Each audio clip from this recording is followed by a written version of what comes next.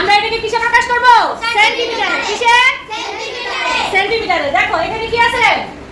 Metre. এখানে কি আছে? সেন্টিমিটার। যদি আমাদের সেন্টিমিটারে প্রকাশ করতে হয় তাহলে অবশ্যই মিটারকে সেন্টিমিটার বানাতে হবে। কি করতে হবে? মিটারকে সেন্টিমিটার বানাতে হবে। তাহলে আমরা তো জানি 1 মিটার সমান কত সেন্টিমিটার? 100 সেন্টিমিটার। এটা জানি না? তাহলে 3 এই মিটারে যদি সেন্টিমিটার বানাই তাহলে 1 মিটার সমান কি 100 সেন্টিমিটার না? জি। এই 100 দিয়ে গুণ করলেই তো 3 এর হয়ে যাবে সেন্টিমিটার। হয়ে যাবে না? জি। তাহলে এখানে কি সেন্টিমিটার লিখবো না মিটার লিখবো? মিটার। সেন্টিমিটার। কারণ এই মিটারকে সেন্টিমিটার বানানোর জন্য আমরা 100 দিয়ে গুণ করেছি। কত দিয়ে গুণ করেছি? 100। এটা হয়ে যাবে সেন্টিমিটার। বুঝতে পারছো? জি। ঠিক আছে, তারপর এখানে আছে কি 78 সেন্টিমিটার। এখন এখানে কি কোনো চিহ্ন আছে? না। নাই মানে কি? যোগ। যেহেতু এটাও সেন্টিমিটার এটাও সেন্টিমিটার, এই জন্য যোগ চিহ্ন দিব। বুঝতে পারছো? জি।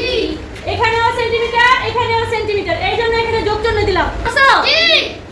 এবার দেখো 3 দিয়ে 100 গুণ করলে কত হয়? 0 দুইটা শূন্য নামাই দিলাম, 3 একে 3 এই সেন্টিমিটার। তারপরে যোগ 78 সেন্টিমিটার।